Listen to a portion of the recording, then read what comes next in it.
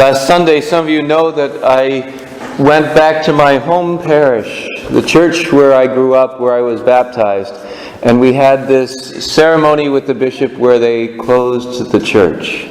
It was a sad day, and as beautiful as the ceremony was amidst the tears, it got me really thinking as I'm looking around at the things that I did throughout the church and how sad it was that this would be the last time. And it really got me thinking about firsts and lasts. I mean, after all, I made my first communion there.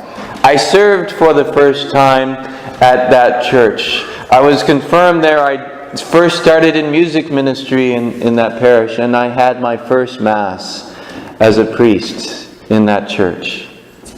And then to see the last Mass, I was thankful to God that I was able to be there for it. The last Mass that church would ever have take place there. Firsts and lasts.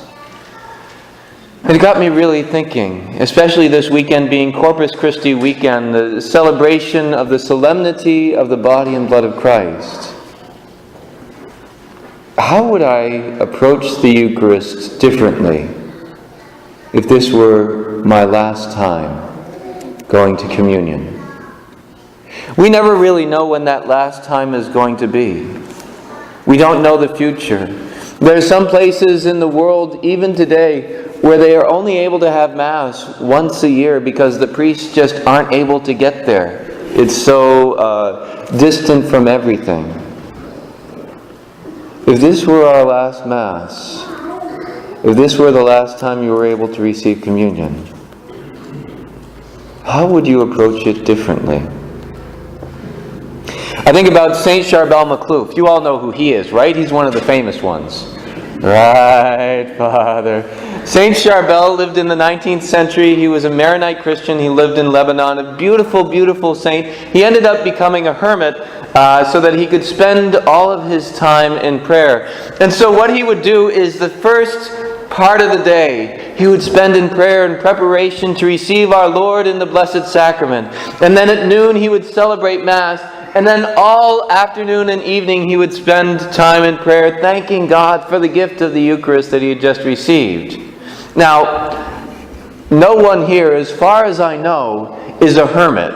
So we probably can't live this out. It would not be following our vocation. However, when we look at Saint Charbel, it makes me wonder, if this were my last time today being able to receive communion, how would I prepare myself to receive God? How would I spend time in thanksgiving for this great gift of this last communion? Or I think of Francis Xavier Nguyen Van Thuan, who back in the 70s was made Archbishop in Vietnam. And very shortly after he was made Archbishop, he was arrested by the communist authorities and put into a communist re-education camp. And he was there for, I forget how long, it was over a decade, and a good portion of that time was in solitary confinement.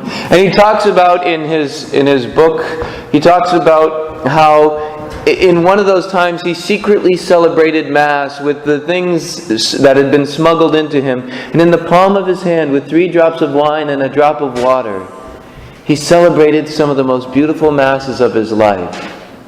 He said, "This was my altar, this my cathedral." We look at the dedication of this man, finding strength in the Eucharist. If this were our last time being able to receive communion,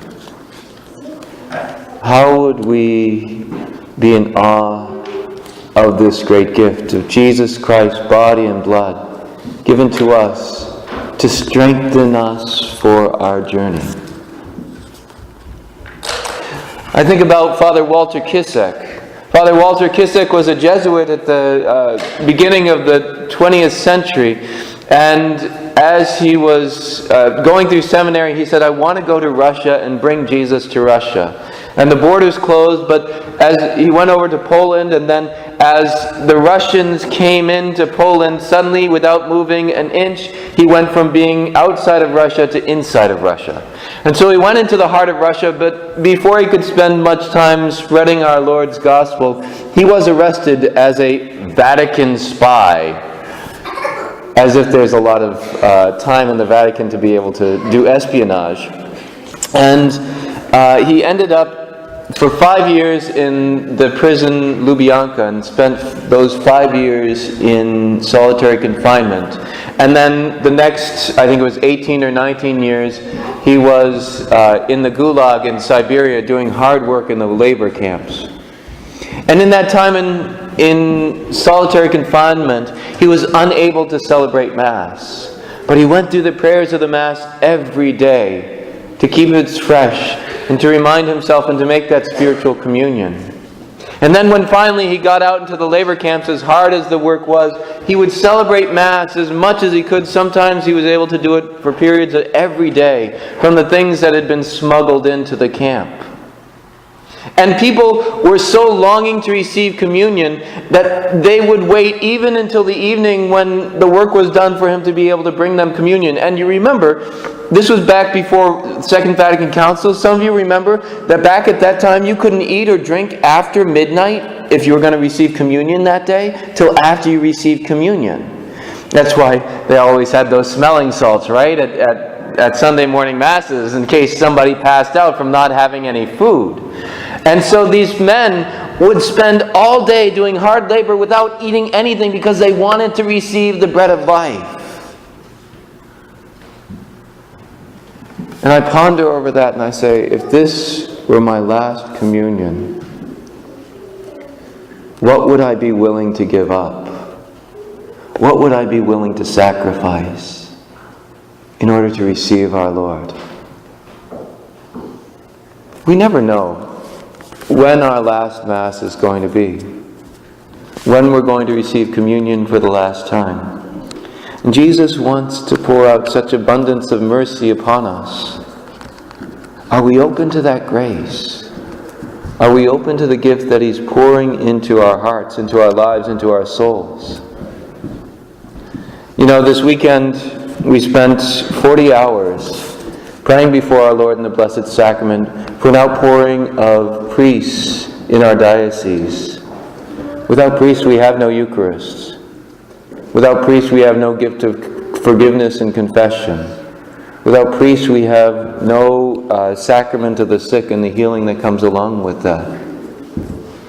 I thank God for people like Rory, who, for those of you, he's not with us this summer. He's just visiting for today. But we're welcome back, Rory. Thank you for coming. I thank God for the young men with the courage like him in this culture to say, yes, I will discern priesthood. I will look and say, is this God's call for my life? Because without people asking that question, we may not have the Eucharist. It's more than just the joke as we make that, hopefully I'll be able to retire one day, but rather that God's grace through the sacraments will be able to continue to pour into our lives. As we enter more deeply into this Mass, as we enter into the liturgy of the Eucharist, I invite you to think about this. The words in all the sacristies in Mother Teresa's chapels, Father, celebrate this Mass as if it were your first Mass, as if it were your last Mass, as if it were your only Mass. May we come to receive our Lord in the Eucharist with the awe and wonder we would have if this were our first communion. If this were our last communion, because we don't know, maybe it is. As if this were our only communion.